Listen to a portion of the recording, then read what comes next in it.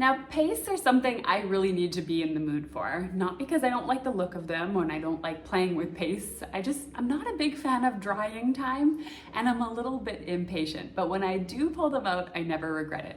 So I got some new pastes and I wanted to play with them today, but I want to mention that all of the techniques here that I'm showing you today can be applied to any paste. The results might vary slightly, of course, depending on the properties of the paste itself, but all these techniques you can apply to any paste you like. I'm going to be showing you 5 completed cards today and several backgrounds that didn't quite make the cut, and I'll explain why. Not to mention, I'm going to tell you what my plans are for those failed backgrounds. So these are the Simon Hurley Solar Pastes that come in 6 colors. These 6 colors also coordinate with his inks in case you have those. But you may have heard of the lunar pastes before, which are creamy, shiny, and have super bold colors. This is due to the mica in the formula. But these are solar pastes, and they have an iridescent mica, which means they aren't as bold, at least not on light cardstock, but are beautiful, creamy, and elegant all the same. So let's play and see what's so great about these pastes. All right, so let's apply it to some white cardstock first to see how it looks on white cardstock. And this is something you can do truly with any paste out there and it will be just fine. The way it shows up on white cardstock will vary based on the property of the paste though. All right, ready, set, go. I love this. So this is not like a glacier paste or any other paste that I've used where the gold is extremely strong, but it's got a very subtle gold tinge to it. And I really love the shine, but I love the simplicity and kind of the subtleness of it, if that makes sense. So let's set it off to dry so we can see what it looks like later.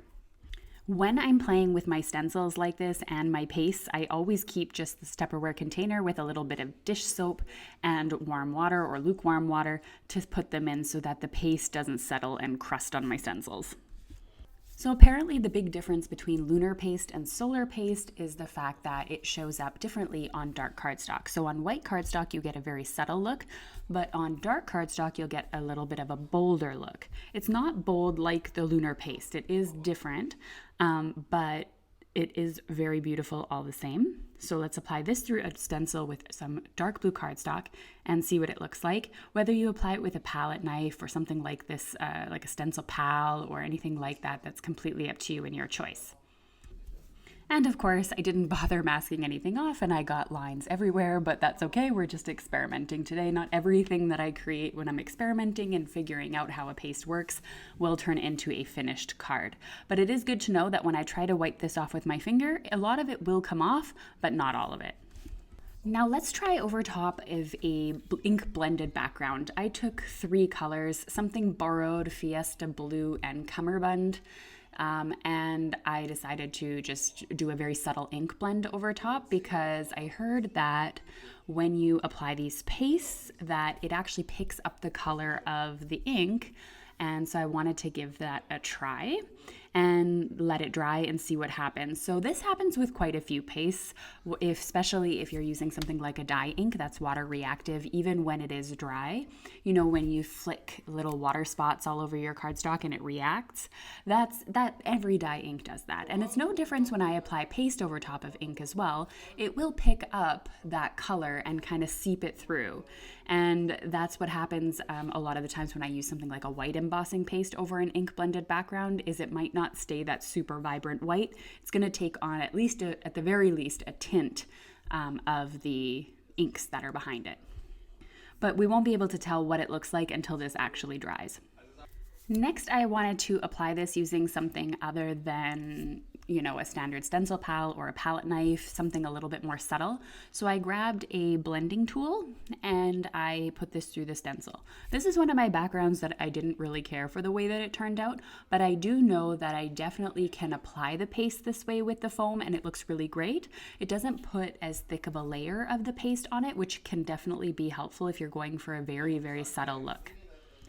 And this, the reason why I don't like this background has a lot more to do with the stencil, I'd have to say, than actually with the pastes. Now, what about applying it with something like my finger? So I'm going to go ahead and just wet my cardstock a little bit with a spritz or 2 of water, and I'm going to put it through my die cutting machine with an embossing folder. And I love the way that this turns out. I'm so happy I switched to the Sizzix switch because it gives me the best impressions with a 3D embossing folder, which I couldn't really achieve with my previous machines. And I'm very excited about that, that I don't have to play with the sandwich so much. It's very simple and obvious.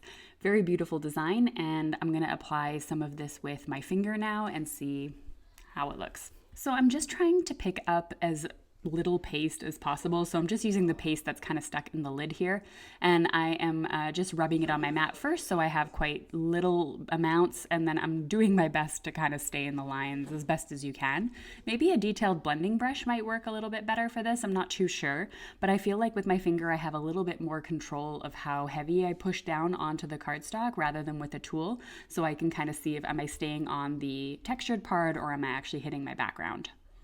In the end, it does have a beautiful shine to it, but I really couldn't tell on light cardstock anyway that there was such a difference between the colors, unless I was holding it directly up to the light, and it is a little bit too subtle for me. On dark cardstock though, it might definitely be an option, and I'm not really a messy crafter, so if I go outside the lines, I don't like it so much.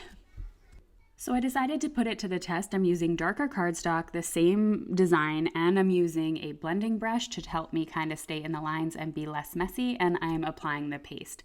I can see straight away that the green is truly a green color, even if it's on purple cardstock. It doesn't seem like the purple's affecting the true color of the paste, which is really cool.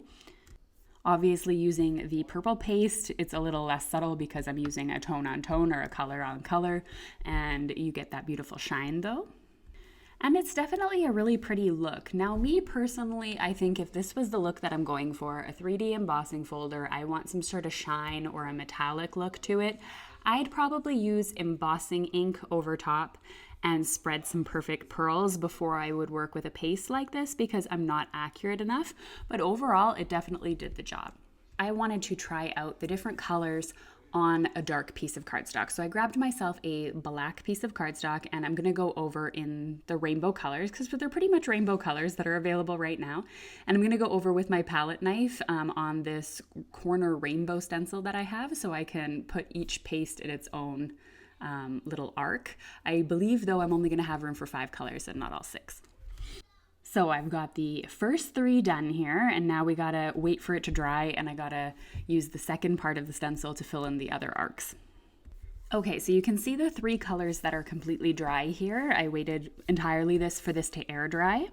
And then I'm going to place my second stencil, this is a layering stencil, over top, and I'm going to add the other colors. So here are the other 2 colors. Again, just trying to get it as smooth as I can. It's not too hard to spread, I have to say. It's very creamy, but because there is no texture to it, I feel like you really have to get a smooth blend in order for it to work properly. And this was a perfect time to experiment and see, can you use a heat tool on this paste or not, or do you need to let it air dry? And my experience is you have to be very careful. If the paste is a little bit on the thicker side, it will bubble. And so it might be good to let it at least a little bit air dry and then go over with the heat tool, or and I am using the lowest setting of my heat tool, or keep the heat tool further away from your panel or maybe even behind the panel, and then really move it a lot as it's going. Me personally, I prefer to air dry in this case. And since I didn't use gold on the last one, I just wanted to show you what this one looks like on black cardstock so you can truly see all of the colors kind of in their glory, if that makes sense, on dark cardstock. And like I said, you don't need to use these pastes on dark cardstock. They do have their own properties when working on light cardstock that are very pretty and subtle. But working on dark cardstock, I think, is where they truly shine. I also used one of these stencils to show you what it looks like when you have a really large solid area, so you can make your own cardstock with the paste as well. That is definitely different than any sort of shiny gold cardstock that I've used before. Now, the last thing I want to experiment with here is adding embossing powder on top of the paste. So I'm going to spread the paste over top of my stencil quickly. And what I'm going to do now is just kind of sprinkle some embossing powder over top and then heat it up and see what happens. Now, this is something for me that is probably great for mixed media artists or people who like to do maybe grunge looks or things like that. This was not my favorite technique. All right, let's check out the backgrounds and then see what's gonna make the cut. So this was the white and dark cardstock on an embossing folder, the final appearance. This was just applying it through a stencil on a dark background. Same with this one, going for a look of two different ones that are colored paste on dark cardstock. Then applying the paste here through a stencil and then adding embossing powder. I just wanted to mention as well, all of the backgrounds I'm showing now are now completely dry. So you're seeing what they look like. This is white cardstock with one of the colors. You could see the beautiful subtleness of it. And then going in with the inked background, it picked up quite a bit of the blue, especially I noticed when I tilt it. I think my stencil was a little bit dirty though, and I definitely need to apply it thicker in certain spots. And two of my favorite backgrounds here, applying the leaves here and having a lot of space where the paste went. I think these turned out amazing. So these were the backgrounds that made the cut. I just wanted to mention, what do I do with backgrounds that don't make the cut? If I feel like I can turn the background still into a card, I will just leave it and come back to it later to add a die cut to it. But if I don't, what I do is I stick it in a bin underneath my die cutting machine, and I'll use it to cut out like a sentiment die or something like that. And then I'll use it for things like letters or a sentiment, and they turn out really nice and really cool textured. And because you're breaking up the background, I find that you don't see any mistakes or flaws or anything like that. So my first card, all I did was mount the background on top of another piece of black cardstock, attach it to my card base, and add a black strip of cardstock so that I have a nice spot to focus the sentiment on. I then went ahead and attached this beautiful sentiment in black as well as in gold. I'm pretty much obsessed now with shadow dies. Anything that doesn't come with a shadow die doesn't really interest me all that much anymore. So I like to have the double look. I think that's great. And I'm sure I can find a UR somewhere in my stash, or I will just leave it as is because I think it's beautiful just the way it is. If you're like me and you love shadow dies too, you could also cut your die simply twice if it doesn't have a shadow, like I did with this high die. Unfortunately, I don't know which company made this. I can't seem to find it anymore, but I cut it out twice. And what I'll do is I'll glue the shadow to the card, and then I'll glue the other one over top, but I will offset it ever so slightly to create myself a shadow on one side of the sentiment. And I think that that looks just fine as well. All right, for the next card, I wanted to work again with some more gold. I love gold. And I'm going to use the dandelion background that I had done with the stencil. And I'm going to die cut a bunch of these leaves and floral and faunas out of some vellum as well as some gold cardstock. And then I just wrapped some white twine as well as some gold metallic thread around my card, and I secured it on the back of the card panel using some regular Scotch tape because I'm going to be gluing this onto a card base at some point. It's not a big deal to just glue this down with a piece of tape. And my apologies for being a little bit off screen here. You can still see what I'm doing though. I'm just arranging all of those little pieces that I have here.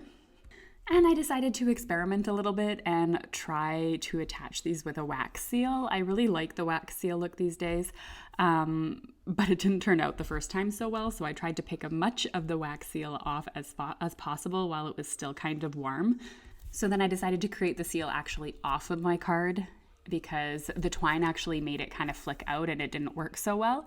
So I melted my wax, stuck my wax seal in, let it cool for a second or two, pulled it up, and then I had my wax seal that I could attach with a piece of double-sided tape. That seemed to work a whole lot better and was a lot more accurate. I'm new to the wax seal game. I have a couple of wax seals that I had purchased on Amazon before. This specific kit here is from Spellbinders, but they're a lot of fun and I can see myself using them in the future for embellishments or sealing envelopes, of course. And I absolutely love the way that this card turned out. It's so cool. Even though the happy birthday, I realized afterwards, is supposed to go kind of off to the side with the happy birthday on the left and right and not so much up and down.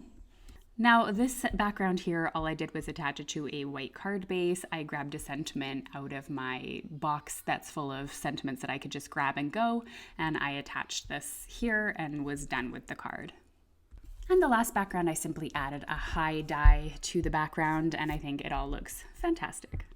Embellishing is always my last step when it comes to cards. Usually I will have all my embellishments out, any sort of coordinating sequins or confetti or anything like that, and I will just do them all at the same time. It's very rare that I'll sit down and just create one card. Usually I'm doing either a certain technique or I'm grabbing a certain tool like paste and I'm making a whole bunch of cards to go with it. So I always kind of just have these at the end and I just embellish when I'm ready to go. Now, I'd love to see your cards that you're creating with your pastes. Be sure to tag me at Justine Hovey over on Instagram or Facebook or wherever you're posting your cards. I'd love to see them. And remember, you don't need these specific pastes to get great looks. Now, if you enjoyed experimenting with me and want to play more with pastes, then check out this video here. I have a video on a whole bunch of pastes that are available mainly in the card making world and how they vary and differ from each other. So be sure to hop on over to this video. I'll meet you over there.